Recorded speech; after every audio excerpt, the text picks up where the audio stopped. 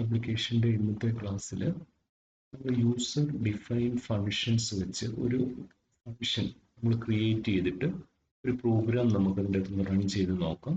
ഇന്നലത്തെ ക്ലാസ്സിൽ നമ്മൾ യൂസർ ഡിഫൈൻ ഫങ്ഷൻസ് എന്താന്ന് പറഞ്ഞു. പേരിൽ തന്നെയുണ്ട്, യൂസർ ഡിഫൈൻ ചെയ്യുന്ന നിർവചിക്കുന്ന ഫങ്ഷൻസ് ആണ്. നമ്മൾ പറഞ്ഞു രണ്ട് തരത്തിലുള്ള ഫങ്ഷൻസ് ഉണ്ട് C++ൽ. ഏതൊക്കെയാണ്? ഒന്ന് ബിൽറ്റ് ഇൻ ഫങ്ഷൻസും രണ്ട് യൂസർ ഡിഫൈൻ ഫങ്ഷൻസും. ബിൽറ്റ് ഇന്നും ആ പേര് പറയുന്ന പോലെ തന്നെ ഓൾറെഡി C++ന്റെ ലൈബ്രറിക്കകത്ത് അത്യാവശ്യം വേണ്ടിയ ഫങ്ഷൻസ് എല്ലാം ഈ C++ എന്ന് പറഞ്ഞ ലാംഗ്വേജ് ക്രിയേറ്റ് ചെയ്തപ്പോഴേ വെച്ചിട്ടുണ്ട്.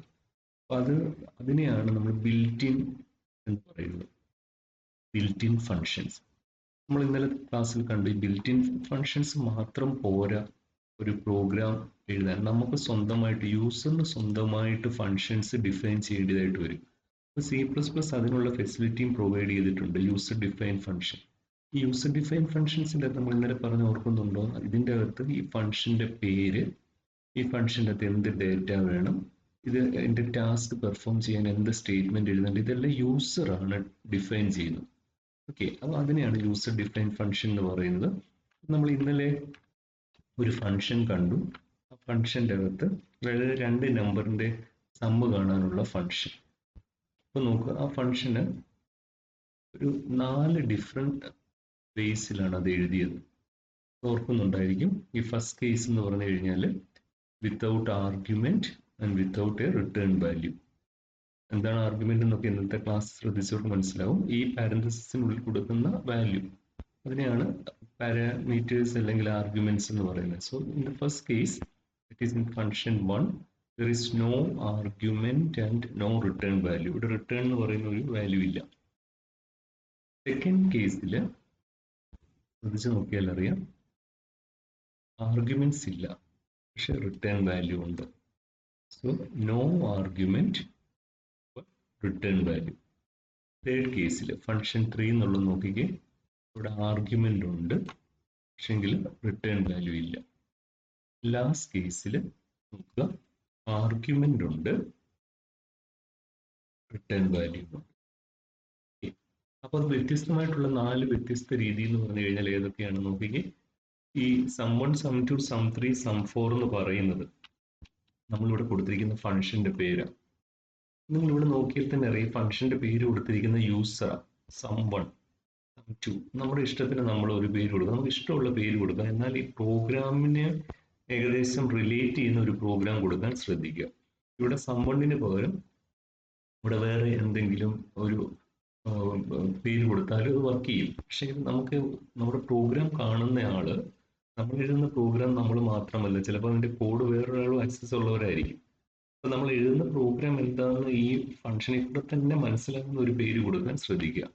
ഓക്കെ, അപ്പൊ ഇവിടെ നമ്മൾ 4 വ്യത്യസ്ത രീതിയിൽ എഴുതി. ഫസ്റ്റ് കേസ് നമ്മൾ ഒന്നും കൂടെ നോക്കാം. ആർഗ്യുമെന്റ് ഇല്ല, റിട്ടേൺ വാല്യൂ ഇല്ല. ശരിയാണെന്ന് നോക്കിക്കേ, ആർഗ്യുമെന്റ് ഇല്ല, റിട്ടേൺ വാല്യൂ ഇല്ല. സെക്കൻഡ് കേസ് എന്താണ്? ആർഗ്യുമെന്റ് ഇല്ല, റിട്ടേൺ വാല്യൂ ഉണ്ട്. അതാണ് ഇവിടെ എഴുതിയിരിക്കുന്നത്. ആർഗ്യുമെന്റ് ഇല്ല, റിട്ടേൺ വാല്യൂ ഉണ്ട്. അടുത്ത കേസോ ആർഗ്യുമെന്റ് ഉണ്ട്, but there is no return value. So third case is argument ഉണ്ട്, but there is no return value. And last one, argument ഉണ്ട്, at the same time there is a return value. Last എഴുതിയിരിക്കുന്നത്. Okay, ഇനി നോക്കാം. ഇവിടെ പറഞ്ഞിരിക്കുന്നത് നോക്കിയറിയാം, നമ്മൾ ഈ return എഴുതിയേക്കുന്ന ഓർക്കുന്നുണ്ടല്ലോ പ്രോഗ്രാമിൽ. അത് റിട്ടേൺ നമ്മൾ എവിടെയാണ് എഴുതിയിരിക്കുന്നത് നമ്മൾ ഓർക്കുന്നുണ്ടോ? നമ്മൾ റിട്ടേൺ സാധാരണ എഴുതുന്നത് ആ പ്രോഗ്രാം ക്ലോസ് ചെയ്യുന്നതിന് തൊട്ട് മുന്നിലാണ്. ഈ ഒരു എക്സാമ്പിൾ നോക്കിയാൽ അറിയാം, ഇവിടെ മെയിൻ ഫംഗ്ഷൻ സ്റ്റാർട്ട് ചെയ്തു, അതിന്റെ കേളി ബ്രാക്കറ്റ് ക്ലോസ് ചെയ്യുന്നതിന് തൊട്ട് മുന്നിലാണ് റിട്ടേൺ എന്നുള്ളത് എഴുതിയിരിക്കുന്നത്. അപ്പോൾ അതാണ് ഇവിടെ പറഞ്ഞിരിക്കുന്നത്. In most of the functions return is placed at the end of the function. ഇനി നമുക്കൊരു കാര്യം കൂടെ മനസ്സിലാവും. The functions define with void data type may not have a return statement within the body. ഇവിടെ ശ്രദ്ധിച്ചാൽ അറിയാം, വോയിഡ് വെച്ച് എഴുതിയത് ഏതൊക്കെ കേസ് ഉണ്ട്? ഫങ്ഷൻ 3യും ഫങ്ഷൻ 1ഉം വോയിഡ് വെച്ച് എഴുതുന്നതിന് റിട്ടേൺ വാല്യൂ ഇല്ല. ശ്രദ്ധിച്ചു കഴിഞ്ഞാൽ അറിയാം, മേ നോട്ട് എന്നാണ് പറഞ്ഞത്, നമ്മൾ പിന്നീട് ഡിസ്കസ് ചെയ്യും. സാധാരണ രീതിയിൽ വോയിഡ് വെച്ച് എഴുതുന്ന ഫങ്ഷൻ അല്ല, വോയിഡ് ഡാറ്റ ടൈപ്പ് ഉള്ള ഫങ്ഷന് റിട്ടേൺ സ്റ്റേറ്റ്മെന്റ് കാണത്തില്ല. ഇനി നോക്കാം, but if we use return statement, നമ്മൾ റിട്ടേൺ സ്റ്റേറ്റ്മെന്റ് യൂസ് ചെയ്യുന്നുണ്ടെങ്കിൽ we cannot provide any value to it. അതെന്താണെന്നുള്ളത് നമ്മൾ എക്സാമ്പിൾ താഴേക്ക് പറയുമ്പോഴത്തേനും മനസ്സിലാവും. ഓക്കെ, ഇനി നോക്കുക, ഒരു ഫംഗ്ഷൻ എഴുതിയെങ്കിൽ ആ ഫംഗ്ഷനെ എക്സിക്യൂട്ട് ചെയ്യണമെങ്കിൽ, റൺ ചെയ്യണമെങ്കിൽ ആ ഫംഗ്ഷനെ നമ്മൾ കോൾ ചെയ്യണം. കോൾ ചെയ്യുക എന്ന് പറഞ്ഞു കഴിഞ്ഞാൽ അതൊക്കെ നമ്മളിപ്പോൾ ഈ എക്സാമ്പിൾ നമ്മൾ താഴേക്ക് വന്നിട്ട് അത് വീണ്ടും ഒന്നും കൂടി സെക്ഷൻ എക്സ്പ്ലെയിൻ ചെയ്യുമ്പോൾ മനസ്സിലാവും. അതായത് ഒരു ഫംഗ്ഷൻ നമ്മൾ ഡിഫൈൻ ചെയ്തു, ഫംഗ്ഷൻ ഡിഫൈൻ ചെയ്തുകൊണ്ട് കാര്യമില്ല, അതിനെ നമ്മൾ കോൾ ചെയ്യണം. Functions are to be called. ഫംഗ്ഷനെ നമ്മൾ കോൾ ചെയ്യണം. ഇതിൻ്റെ അകത്ത് നമുക്കറിയാം, നമ്മൾ പഠിച്ചതാണ്, ഇതിൻ്റെ അകത്ത് മെയിൻ എന്ന് പറയുന്ന ഫംഗ്ഷൻ മാത്രമേ ഓട്ടോമാറ്റിക്കലി എക്സിക്യൂട്ട് ചെയ്യത്തുള്ളൂ. ഒരു പ്രോഗ്രാമിൻ്റെ അകത്ത് മെയിൻ ഫംഗ്ഷൻ്റെ അകത്താണ് പ്രോഗ്രാം എക്സിക്യൂഷൻ സ്റ്റാർട്ട് ചെയ്യുന്നതെന്ന് പറഞ്ഞു. മെയിൻ എന്ന് പറയുന്ന ഫംഗ്ഷൻ അത് ഓട്ടോമാറ്റിക്കലി എക്സിക്യൂട്ട് ചെയ്യും എന്നാണ് ഇവിടെ പറഞ്ഞിരിക്കുന്നത്. We know that no function other than main function is executed automatically. അതിൻ്റെ അർത്ഥം മെയിൻ ഫംഗ്ഷൻ ഒഴിച്ച് വേറൊരു ഫംഗ്ഷന് ഓട്ടോമാറ്റിക്കലി എക്സിക്യൂട്ട് ചെയ്യത്തില്ല. എന്ത് ചെയ്യണം എന്ന് തൊട്ട് മുന്നിൽ പറഞ്ഞത്, നമ്മൾ ആ എഴുതുന്ന ഫംഗ്ഷനെ എന്ത് ചെയ്യണം, കോൾ ചെയ്യണം. നമ്മൾ ആ ഫംഗ്ഷനെ നമ്മൾ വിളിക്കുക എന്നുള്ള അർത്ഥത്തിലാണ്. ഒരു ഫംഗ്ഷൻ അവിടെ എഴുതി വെച്ചിരിക്കുന്നതുകൊണ്ട് മാത്രം കാര്യമില്ല. ഒരു പ്രോഗ്രാമിൻ്റെ അകത്ത് ആ ഫംഗ്ഷൻ എക്സിക്യൂട്ട് ചെയ്യണമെങ്കിൽ നമ്മൾ ആ ഫംഗ്ഷനെ കോൾ ചെയ്യണം. ഓക്കെ, ഇനി നോക്കുക, the sub-functions either predefined or user-defined. നമ്മൾ നേരത്തെ പഠിച്ച പ്രീഡിഫൈൻഡ്, അതായത് ബിൽറ്റ് ഇൻ ഫംഗ്ഷൻ ആണെങ്കിലും യൂസർ ഡിഫൈൻഡ് ഫംഗ്ഷൻ ആണെങ്കിലും will be executed only when, ബാക്കി പറയാമോ, when they are called from main function or other user defined function. അപ്പൊ നമ്മൾ ഈ പറഞ്ഞിരിക്കുന്ന യൂസർ ഡിഫൈൻഡ് ഫംഗ്ഷനും തൊട്ട് മുന്നിൽ പഠിച്ച ബിൽറ്റ് ഇൻ ഫംഗ്ഷനും എക്സിക്യൂട്ട് ചെയ്യണമെങ്കിൽ അതിനെ എന്ത് ചെയ്യണം, അതിനെ മെയിൻ ഫംഗ്ഷനിൽ നിന്ന് കോൾ ചെയ്യണം.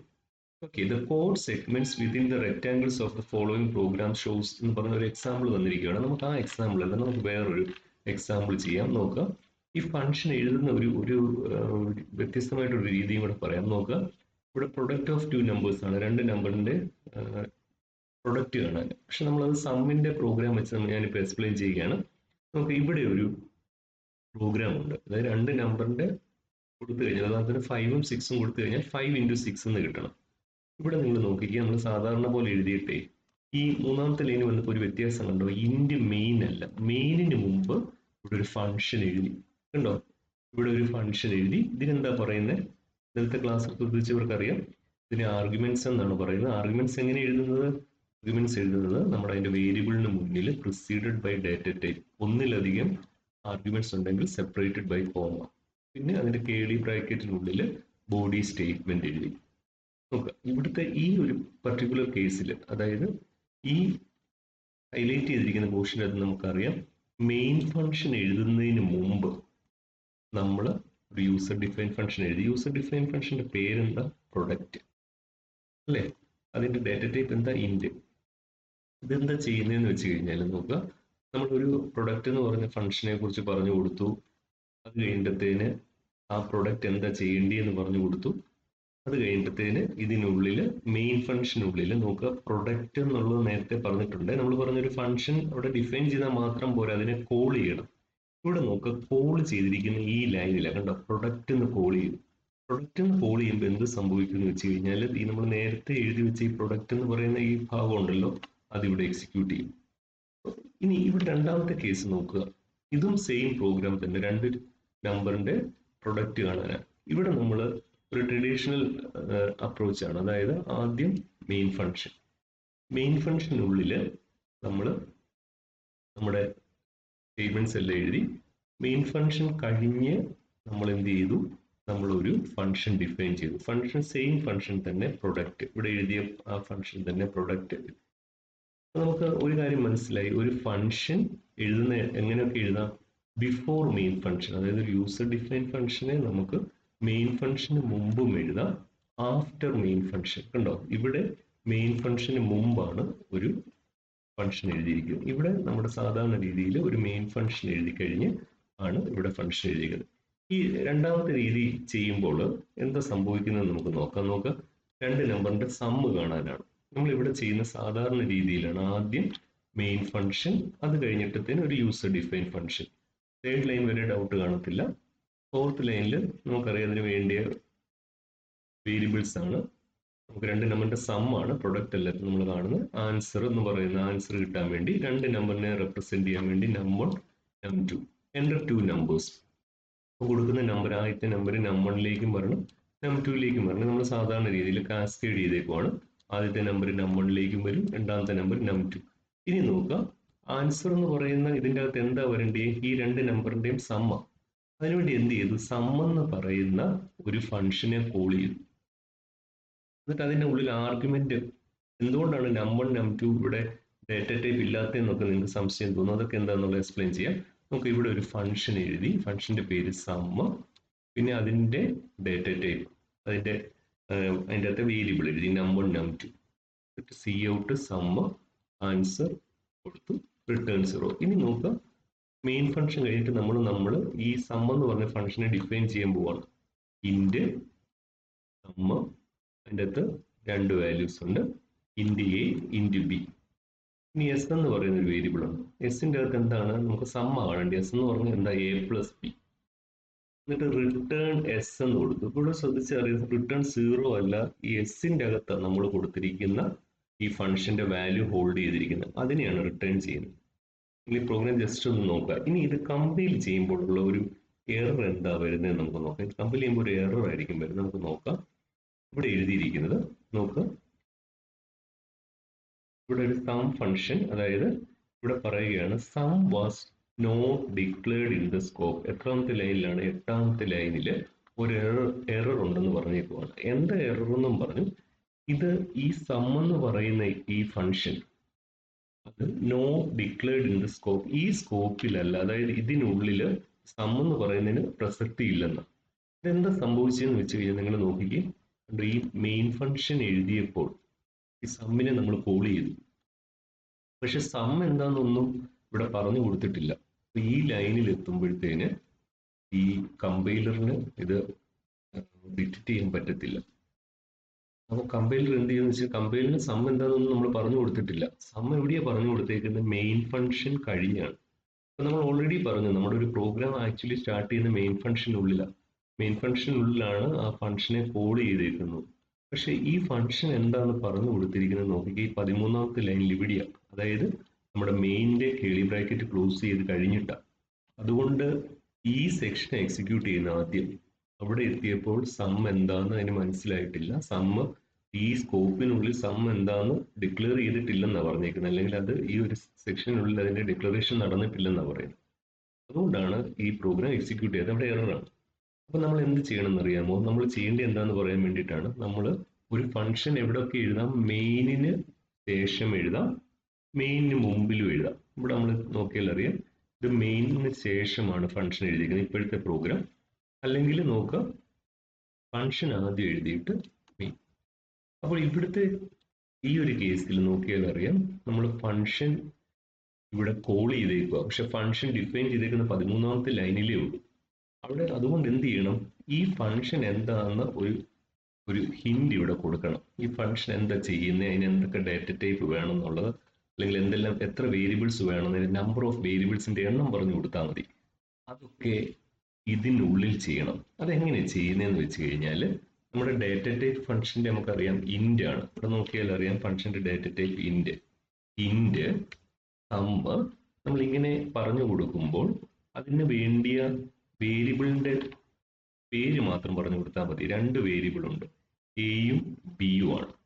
അപ്പൊ ഈ എയും ബിയും എന്നുള്ള ഈ വേരിയബിൾ നമ്മൾ ഇതിന്റെ അകത്ത് പറഞ്ഞിരിക്കുന്ന കണ്ടോ, ഇതിങ്ങനെ product was not declared in the scope എന്നും പറഞ്ഞാൽ വന്നിരിക്കുന്നത്. അപ്പോൾ ഇതെങ്ങനെ ഒഴിവാക്കാവുന്നതാണ്? ഇത് ഒഴിവാക്കാൻ വേണ്ടിയിട്ട് നമ്മൾ ചെയ്യുന്ന എന്താണെന്ന് വെച്ച് കഴിഞ്ഞാൽ നോക്കുക, ഇന്റ് സമ്മ്. ഈ സം എന്ന് പറയുന്ന ഇതിന് രണ്ടിന്റെ ഡാറ്റ ടൈപ്പ് പറഞ്ഞു കൊടുത്താൽ മതി. രണ്ട് നമ്പർ ഉണ്ട്, ഏതൊക്കെയാണോ? ആദ്യത്തേത് ഇന്റ്, രണ്ടാമത്തേതും ഇന്റ്. ഈ പറയുന്ന ഏതാണെന്നറിയാമോ? ഈ 13ാമത്തെ ലൈനിലെ കാര്യമാണ്. Int sum. അത് കഴിഞ്ഞ് ഇങ്ങനെ പറഞ്ഞു കൊടുക്കുമ്പോൾ അതിന്റെ ഡാറ്റ ടൈപ്പ് പറഞ്ഞു കൊടുത്താൽ മതി. സെമികോളൻ വേണം. ഇനി കമ്പൈൽ ചെയ്യുക. കമ്പൈൽ ചെയ്തിട്ട് നോക്കിക്കുക, കമ്പൈലേഷൻ ഫിനിഷ്ഡ് സക്സസ്ഫുള്ളി. ബിൽഡ് ചെയ്യുകയാണ്, എക്സിക്യൂട്ട് ചെയ്യുകയാണ്. Enter two numbers. ഞാൻ 25 15 കൊടുത്തു. നോക്കിക്കുക, ആൻസർ 75 എന്ന് കിട്ടി. ഇവിടെ എന്താ ചെയ്തതെന്ന് നോക്കിക്കേ, നമ്മൾ ഒരു ഫംഗ്ഷൻ മെയിനിന് ശേഷം എഴുതിയിരിക്കുന്നത്. പക്ഷെ ഈ ഫംഗ്ഷൻ എന്താണെന്നുള്ളത് നമ്മൾ മെയിനിനുള്ളിൽ ഏകദേശം പറഞ്ഞു കൊടുത്തു. എന്തൊക്കെയാ പറഞ്ഞു കൊടുത്തേ? അതിന്റെ ഡാറ്റ ടൈപ്പ് പറഞ്ഞു കൊടുത്തു, ശരിയല്ലേ? ഫംഗ്ഷന്റെ പേര് പറഞ്ഞു കൊടുത്തു, സമ്മ്. ഇനി ഇവിടെ പറഞ്ഞു കൊടുക്കുമ്പോൾ നമ്മൾ കണ്ടോ, ഇവിടുത്തെ വേരിയബിളിന്റെ പേരൊന്നും വേണ്ട, അതിന് യൂസ് ചെയ്യുന്ന എത്ര വേരിയബിൾ ഉണ്ടോ അതിന്റെ ഡാറ്റ ടൈപ്പ്. ഇവിടെ 2 വേരിയബിൾ ആണ് അതിന്റെ ഡാറ്റ ടൈപ്പ്. ഫസ്റ്റിന്റെ ഡാറ്റ ടൈപ്പ് എന്താ? ഇന്റ്. രണ്ടാമത്തെ എന്താ? ഇന്റ്. അത് പറഞ്ഞു കൊടുത്താൽ മതി. ഇപ്പൊ ഇങ്ങനെ വന്നപ്പോഴത്തേന് ഈ കമ്പൈലറിന് മനസ്സിലാവും ഫംഗ്ഷൻ സം എന്ന് പറഞ്ഞ ഫംഗ്ഷൻ ഉണ്ട്, അതിന്റെ ഡാറ്റ ടൈപ്പ് ഇന്റ് ആണ്, 2 വേരിയബിൾ ആയിരിക്കും ഇവിടെ കാണുന്നത് എന്നൊക്കെ മനസ്സിലാവും. ഇതിന് പറയുന്ന പേര് ഫംഗ്ഷൻ പ്രോട്ടോടൈപ്പ് എന്നാണ്. അപ്പോൾ ഫംഗ്ഷൻ പ്രോട്ടോടൈപ്പ് എന്താണ്? ഒരു കമ്പൈലറിന് മുൻകൂട്ടി ആ ഫംഗ്ഷനെ കുറിച്ചുള്ള ചില വിവരങ്ങൾ പറഞ്ഞു കൊടുക്കുകയാണ്. ഇവിടെ മെയിൻ സെക്ഷനുള്ളിൽ അല്ലെ, മെയിൻ ഫംഗ്ഷനുള്ളിൽ പറഞ്ഞു കൊടുക്കുക. എന്തൊക്കെയാ പറഞ്ഞു കൊടുക്കുന്നത്? അപ്പൊ നിങ്ങൾ നോക്കിയാൽ അറിയാം എന്തൊക്കെയാ പറഞ്ഞു കൊടുത്തേക്കുന്നത്. ഫംഗ്ഷന്റെ പേര് പറഞ്ഞു കൊടുത്തു, ഫംഗ്ഷന്റെ ഡാറ്റ ടൈപ്പ് പറഞ്ഞു കൊടുത്തു, അതുപോലെ തന്നെ ഫംഗ്ഷനുള്ളിൽ യൂസ് ചെയ്യുന്ന വേരിയബിളിന്റെ ഡാറ്റ ടൈപ്പും പറഞ്ഞു കൊടുത്തു. So what is the function prototype? A function prototype is the declaration of a function by which the compiler is provided with the information about the function such as name of the function. ഇവിടുത്തെ name എന്താണ്? Name sum. ഫംഗ്ഷന്റെ പേര്, it's return type. അത് return ചെയ്യുന്നത് എന്താണ്? Return ചെയ്യുന്നത് ഒരു integer value ആണ്, അതാണ് അത് റിട്ടേൺ ചെയ്യുന്ന value. Number and type of arguments. Number, എത്ര നമ്പർ ഉണ്ട്? 2, 1 2. അതിന്റെ ടൈപ്പ് ഇന്റ് ആണ്. അപ്പൊ 3 എണ്ണം ഉണ്ടായിരുന്ന int comma int comma int എന്ന് എഴുതിയേനെ. ഓക്കെ, നോക്കുക. And it's accessibility. ആക്സസിബിലിറ്റി നമ്മൾ അതിന്റെ സ്കോപ്പ് ആണ്, നമ്മളത് പറയും. അപ്പോൾ ഫംഗ്ഷൻ പ്രോട്ടോടൈപ്പ് എന്താണെന്ന് നോക്കുക. Function prototype is the declaration of a function by which compiler is provided with the information about the function such as name of the function, its return type, number and type of arguments and its accessibility. Okay, ഇതിന് പറയുന്ന പേരെന്താണ്? Function prototype. ഒന്നുകൂടെ പറയുകയാണ്, നമ്മൾ ഈ programme നോക്കി, ഈ പ്രോഗ്രാമിന്റെ അകത്ത് ഈ ലൈൻ ഇല്ലായിരുന്നു എന്ന് വിചാരിക്കുക. ഓക്കെ, കമ്പൈൽ ചെയ്തപ്പോൾ വന്ന എറർ നമ്മൾ കണ്ടു കാണും, sum was not declared in the scope. അതിന്റെ അർത്ഥം അത് എന്തുകൊണ്ടാണെന്ന് നമുക്ക് മനസ്സിലായി കാണോ എറർ വന്നത്? കാരണം നമ്മൾ മെയിൻ ഫംഗ്ഷനുള്ള പ്രോഗ്രാം എക്സിക്യൂട്ട് ചെയ്യുന്നത്, അവിടെ ഈ 9ാമത്തെ ലൈനിൽ സം എന്ന് പറഞ്ഞ ഫംഗ്ഷനെ കോൾ ചെയ്യുകയാണ്. പക്ഷെ സം എന്താണെന്നൊന്നും പറഞ്ഞു കൊടുത്തിട്ടില്ല. അതുകൊണ്ട് ഈ മെയിനിനുള്ളിൽ എങ്ങും സമ്മിനെ കുറിച്ചുള്ള ഒരു സൂചന പോലും ഇല്ല. അത് എഴുതിയിരിക്കുന്ന ഈ 14ാമത്തെ ലൈനിലാണ്, അതായത് പിന്നീടാണ് എഴുതിയിരിക്കുന്നത്, ഫംഗ്ഷന് ശേഷം, മെയിൻ ഫംഗ്ഷന് ശേഷം. അപ്പോൾ ഇങ്ങനെയുള്ള അവസരത്തിൽ നമ്മൾ ഈ ഫംഗ്ഷനെ കുറിച്ചുള്ള ചില വിവരങ്ങൾ നമ്മൾ കമ്പൈലറിന് പറഞ്ഞു കൊടുക്കാൻ വേണ്ടി നമ്മൾ മെയിൻ ഫംഗ്ഷനുള്ളിൽ നമ്മൾ ഇതുപോലെ എഴുതും. എന്തൊക്കെ എഴുതുന്നത്? അതിന്റെ ഡാറ്റ ടൈപ്പ്. ഡാറ്റ ടൈപ്പ് ഉദ്ദേശിക്കുന്ന ഫംഗ്ഷൻ റിട്ടേൺ ചെയ്യുന്ന വാല്യൂ ആണ്, ഫംഗ്ഷന്റെ പേര്, എത്ര ആർഗ്യുമെന്റ്സ് ഉണ്ട്, ആ ആർഗ്യുമെന്റ്സിന്റെ data type separated by comma. Okay, ഇനി നമുക്ക് ഈ സെയിം പ്രോഗ്രാം നമുക്കിവിടെ പുസ്തകത്തിൽ തന്നിരിക്കുന്ന പ്രൊഡക്റ്റ് കാണാനാണ്. നമുക്ക് ഈ സെയിം പ്രോഗ്രാമിനെ പ്രൊഡക്റ്റ് കാണാൻ വേണ്ടിയിട്ട് എങ്ങനെയാണ്? നമുക്ക് ഇത് പ്രൊഡക്റ്റ് ആണ് കാണുന്നത്, 2 നമ്പറിന്റെ മൾട്ടിപ്ലിക്കേഷൻ ആണ്. ഈ പ്രോഗ്രാമിനെ നമുക്ക് എങ്ങനെ മാറ്റാൻ പറ്റും? നമുക്കിവിടെ ആദ്യം ഈ ഫംഗ്ഷൻ ഡിഫൈൻ ചെയ്യാം. സമ്മിന് പകരം അവിടെ എന്ത് വരും? പ്രൊഡക്റ്റ്. 3 നമ്പറിന്റെ മൾട്ടിപ്ലിക്കേഷൻ കാണണം, പ്രൊഡക്റ്റ് കാണണം. അപ്പൊ നമുക്ക് ഇന്റ് എ, ഇന്റ് ബി, പിന്നെ സെപ്പറേറ്റഡ് ബൈ കോമ എന്നാ പഠിച്ചല്ലേ, ഇന്റ് സി. നമുക്ക് പ്രൊഡക്റ്റ് കാണിക്കാൻ വേണ്ടി പി എന്ന് കൊടുത്തു. പി എന്ന് പറഞ്ഞാൽ എന്താണ്? A into D into C എന്ന് എഴുതും. റിട്ടേൺ എന്തായിരിക്കും? ഇവിടെ കൊടുത്തിരിക്കുന്ന റിട്ടേൺ വാല്യൂ ഏതിലായിരിക്കും വരുന്നത്? എസിലായിരിക്കും. ഇനി എന്താ ചെയ്യേണ്ടത്? ഇവിടെ നമ്മൾ അതിന്റെ പ്രോട്ടോടൈപ്പ് പറഞ്ഞു കൊടുക്കണം. എങ്ങനെയാണ്? ഇതിന്റെ പേരെന്താണ്? ഇന്റ് പ്രൊഡക്റ്റ് എന്ന്. അപ്പോൾ ഇവിടെ സമ്മിന് പകരം നമ്മൾ എന്ത് എഴുതും?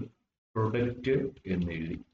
ഇനി എന്ത് വ്യത്യാസം വരും എന്ന് പറയുമ്പോൾ, ഇവിടെ ഇതിൻ്റെ അകത്ത് യൂസ് ചെയ്യുന്ന, ഫംഗ്ഷൻ്റെ അകത്ത് യൂസ് ചെയ്യുന്ന എത്ര ആർഗ്യുമെന്റ് ഉണ്ട്, ആ ആർഗ്യുമെന്റിന്റെ ഡാറ്റ ടൈപ്പ്, 3 ആർഗ്യുമെന്റ്, 1 2 3. അതിന്റെ ഡാറ്റ ടൈപ്പ്, അതിന്റെ ഡാറ്റ ടൈപ്പ് എല്ലാം എന്താ? ഇന്റ്. അപ്പൊ int comma int comma int എന്ന് എഴുതി. ഓക്കെ, ഇത്രയേ വർക്ക് ചെയ്യും. പക്ഷെ നമുക്കത് കുറച്ചും കൂടെ ക്ലിയർ ആക്കാൻ വേണ്ടിയിട്ട് എൻ്റെ ഇവിടെ എത്ര നമ്പറാ? 3 നമ്പേഴ്സ്. ഇവിടെ num1 num2, ഇവിടെ ഒരെണ്ണം കൂടെ വേണം. ഏതായിരിക്കും? num3. 3 അല്ലേ, 3 നമ്പറിന്റെ അല്ലേ. അപ്പൊ ഇവിടെ കാസ്കേഡ് ചെയ്യുമ്പോൾ num3 എന്ന് വരും. ഇവിടെ ആൻസർ ഈക്വൽസ് സം അല്ല, ഫംഗ്ഷന്റെ പേരെന്താ? Product. num1 comma num2 comma num3 എന്ന് എഴുതി. Cout sum assigns to sum അല്ലല്ലോ, നമുക്കറിയാം അത് പ്രൊഡക്റ്റ് ആണ്. പ്രൊഡക്റ്റ് അസൈൻസ് ടു ഇവിടെ പ്രൊഡക്റ്റ് എന്ന് വരും. കാരണം നമ്മുടെ ആൻസർ എവിടെയാണ് നോക്കിയ ആൻസർ പ്രൊഡക്റ്റിന്റെ അകത്താണ്. ഓക്കെ, പ്രൊഡക്റ്റിന്റെ അകത്താണ്. ഓക്കെ, അപ്പൊ ഇങ്ങനെ നമുക്ക് അതിനെ തിരുത്തി എഴുതാൻ പറ്റും. അപ്പൊ ഇന്നത്തെ ക്ലാസ്സിൽ നമ്മൾ നോക്കിയത് എന്താണെന്ന് വെച്ച് കഴിഞ്ഞാൽ ഫംഗ്ഷൻ വ്യത്യസ്തമായിട്ട് രണ്ട് രീതിയിൽ എഴുതാം. ഒന്ന് മെയിൻ സെക്ഷനുള്ളിലും, രണ്ട് ഔട്ട്സൈഡ് മെയിൻ സെക്ഷനും. പിന്നെ അടുത്തത് പ്രോട്ടോടൈപ്പ് എന്താണെന്നാണ്. നമുക്കറിയാം ഇങ്ങനെ എഴുതിയപ്പോഴത്തേന് നമ്മൾ ഈ മെയിൻ ഫംഗ്ഷന് ശേഷം എഴുതിയപ്പോഴത്തേന് ഒരു എറർ വന്നു. This error can be removed by giving a declaration statement about the function and this statement is known as prototype. നമ്മളത് പഠിച്ചു. പ്രോട്ടോടൈപ്പ് എന്താണെന്ന് നമ്മൾ കണ്ടു. ഒരു ഫംഗ്ഷന് നമ്മൾ മുൻകൂട്ടി അതിന്റെ വിവരങ്ങൾ നമ്മൾ ഓൾറെഡി മെയിൻ ഫംഗ്ഷനുള്ളിൽ പറഞ്ഞു കൊടുക്കുന്നതിനെയാണ് പ്രോട്ടോടൈപ്പ് എന്ന് പറയുന്നത്. പ്രോട്ടോടൈപ്പിന്റെ അകത്ത് എന്തെല്ലാം പറഞ്ഞു കൊടുക്കും? അതിന്റെ റിട്ടേൺ വാല്യൂ പറഞ്ഞു കൊടുക്കും, ഫംഗ്ഷന്റെ പേര് പറഞ്ഞു കൊടുക്കും, എത്ര ആർഗ്യുമെന്റ് ഉണ്ടെന്ന് പറഞ്ഞു കൊടുക്കും, ആ ആർഗ്യുമെന്റിന്റെ ഡേറ്റ ടൈപ്പും പിന്നെ അതിന്റെ ആക്സസിബിലിറ്റി, അതിന്റെ സ്കോപ്പ് ആണ്. അത് നമ്മൾ അടുത്ത സെക്ഷനിൽ പഠിക്കും. Okay, thank you.